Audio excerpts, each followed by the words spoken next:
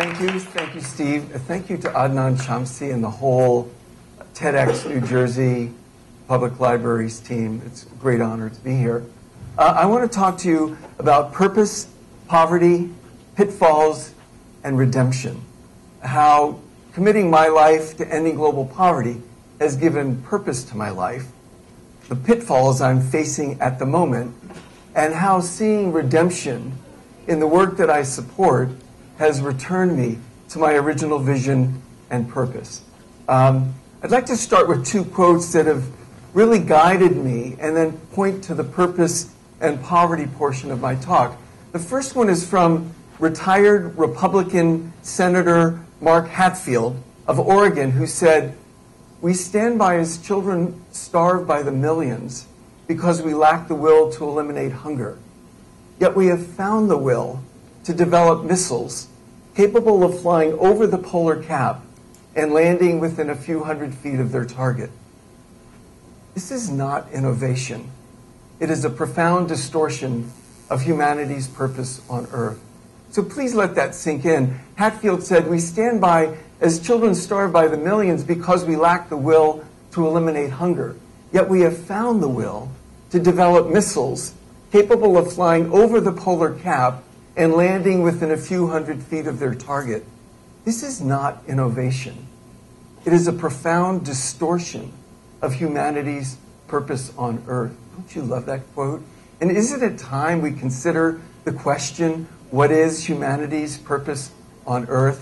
My second quote is from Buckminster Fuller, the inventor and futurist, who said, "The things to do are the things that need doing, that you see need to be done, and that no one else seems to see need to be done."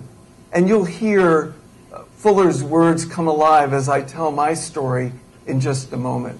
And my story begins like this. I have a bachelor's degree and a master's degree in music, and I played percussion instruments in the Miami Philharmonic Orchestra in Florida for 12 years.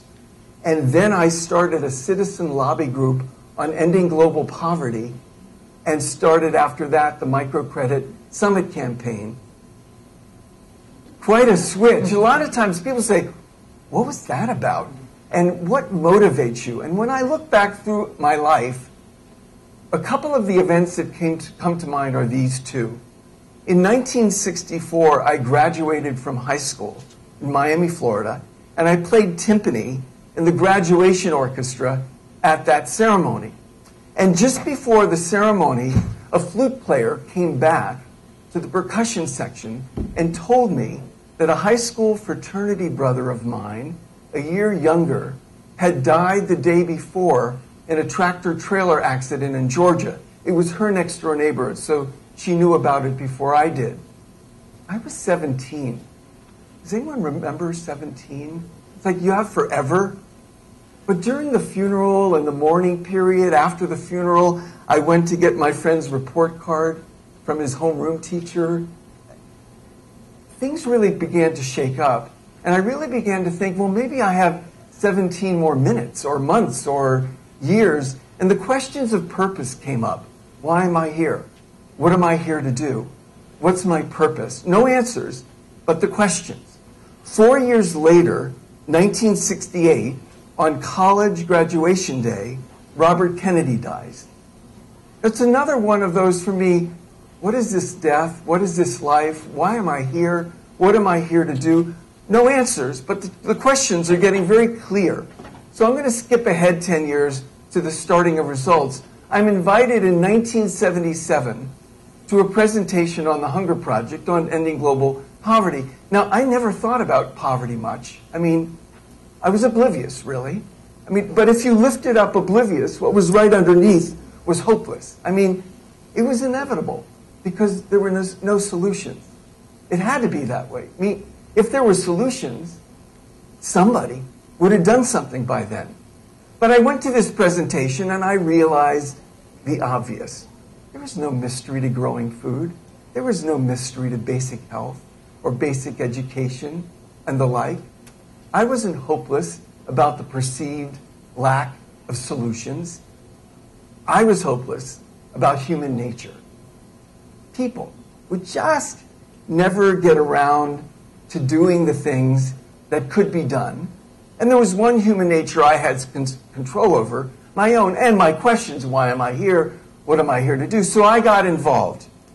And between 1978 and 1979, I spoke to 7,000 high school students on global poverty in Miami, where I lived, and Los Angeles, where I moved. And before I went into the first classroom, I read some statements from the U.S. National Academy of Sciences, Food and Nutrition Study, and others who called for the political will to end hunger. So I asked 7,000 high school students, what's the name of your member of Congress? I don't want to know if you ever met him. I don't want to know if you ever wrote him. Just the name. Anyone want to guess? Out of 7,000 high school students asked, the number that knew the name of their member of Congress? 200 knew, fewer than 3%. 6,800 didn't know. And results started out of this gap between the calls for the political will to end hunger on the one hand and the lack of basic information on who represents us in Washington on the other. And so that's how results was started. Out of this, the things to do are that you see need to be done and that no one else seems to see need to be done. I moved to Washington in '85 as the first staff member. We lobbied on behalf of a small UN agency in Rome. They sent us, very key for my life, 3 videos of programs they'd invested in, and one of them was a documentary on a little bank in Bangladesh with 42,000 borrowers called the Grameen Bank. So our 50 chapters around the United States would watch this video 25 years ago, write letters to Congress, and by the next year, '86, we were having legislation introduced on microenterprise. And in '87, Muhammad Yunus came to our office and spoke by conference phone to editorial writers in 28 cities around the United States. He joined our board a year later in 1988, and 18 years after that, he won the Nobel Peace Prize for his work. And I'm going to describe his work to you briefly, around which he won the Nobel Peace Prize. I've really had the honor of working with Muhammad Yunus for 23 years, and it really has guided my life and my work over that period of time. I'm going to tell you this story in a way I've never told it before, and that's with the spiritual transformation a bit more out front. I don't usually tell it that way. With the redemptive piece a bit more out front. Muhammad Yunus got a PhD in economics at Vanderbilt in Tennessee, and then he returned to his newly independent country, Bangladesh, to teach economics at a university.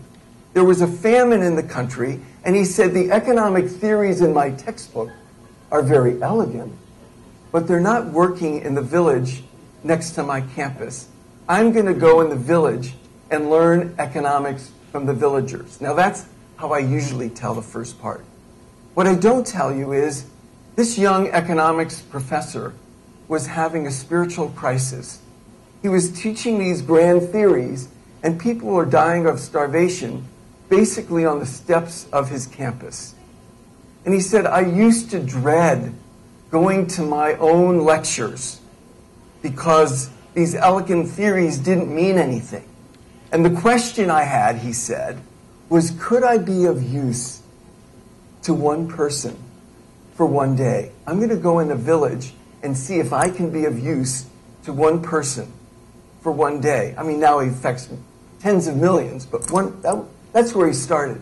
He met a woman, it's 1976, who was making bamboo stools for sitting on, and he asked her how much money profit she made every day. And she said, I make 2 pennies a day profit. He was shocked. I mean, how is this possible? Well, it's a beautiful stool. Why do you only make 2 pennies profit? She said, I don't have the money to buy the bamboo, so I borrowed the money from a trader, a moneylender, on the condition that I sell the finished product back to him at a price he sets.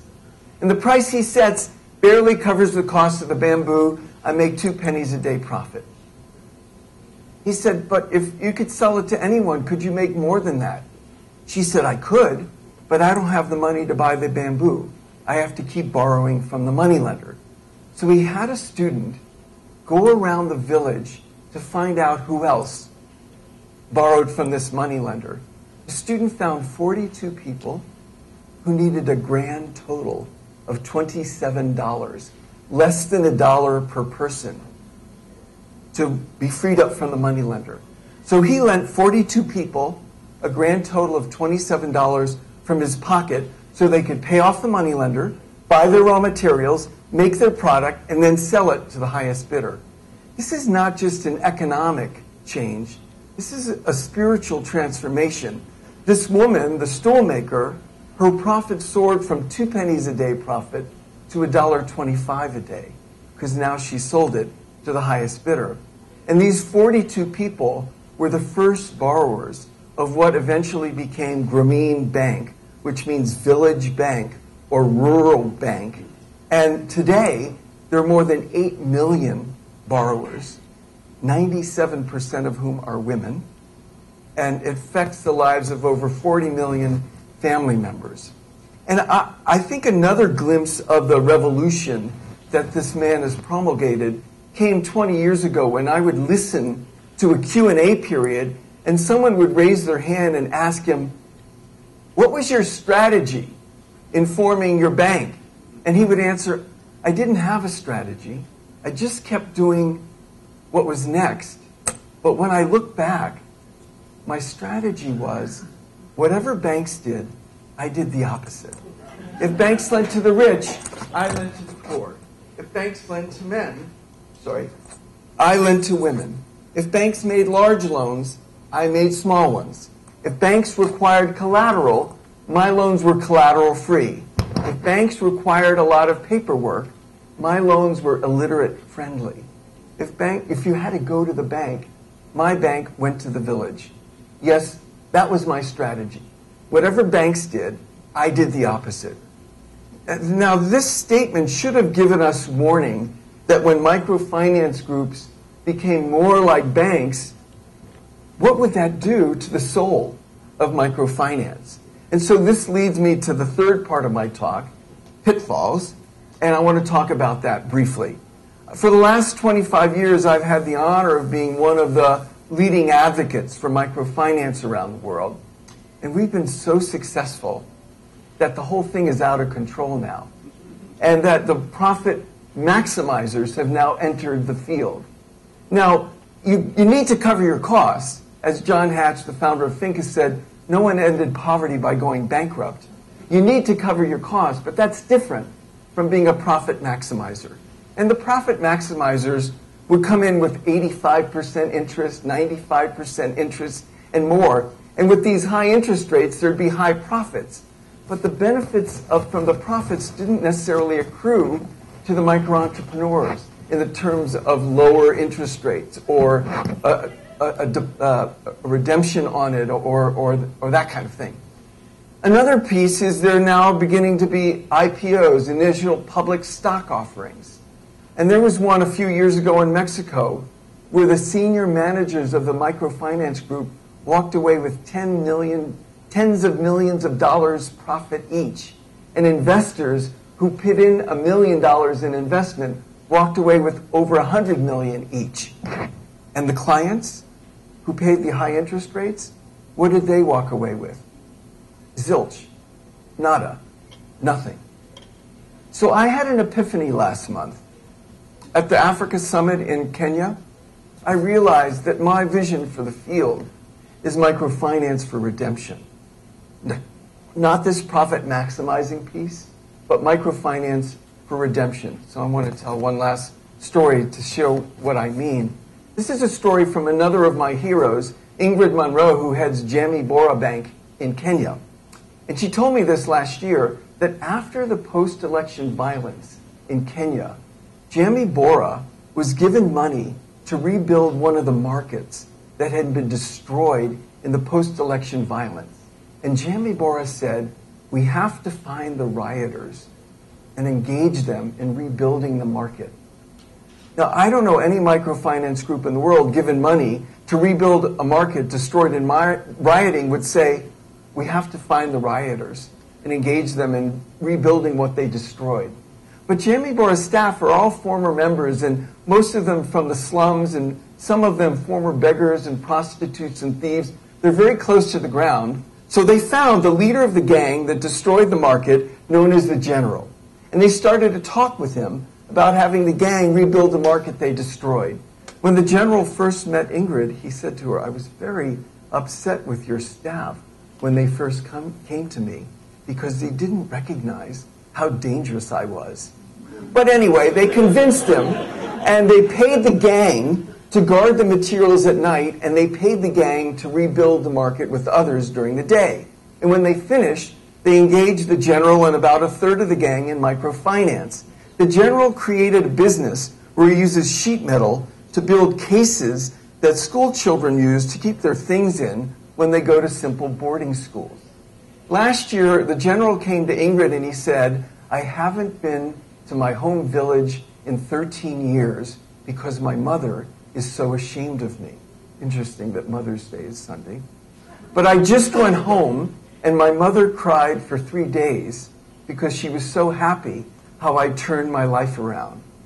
There are many visions, end of story. There are many visions for microfinance, including this one, microfinance for redemption. That's my vision now. And the dictionary defines redemption as restoring one's honor and worth, setting one free. And that's the kind of redemption that Muhammad Yunus saw when he lent $27 total to 42 destitute people some 34 years ago. And that's what many of the microfinance leaders have seen over the years in their own work. And so what's also required is a different kind of transformation, is that's how we see people who we had formerly seen as the problem and seeing them now as the solution. And that's really our change. So I'm going to close with this quote from George Bernard Shaw's Man and Superman. "This is the true joy in life, the being used for a purpose, recognized by yourself as a mighty one, the being a force of nature instead of a selfish, feverish little clod of ailments and grievances, complaining that the world will not devote itself to making you happy. I am of the opinion that my life belongs to the whole community, and it is my privilege to do for it whatever I can.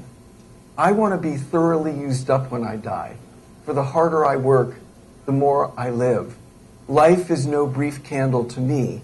It is a sort of splendid torch which I've got hold of for the moment, and I want to make it burn as brightly as possible before handing it on to future generations."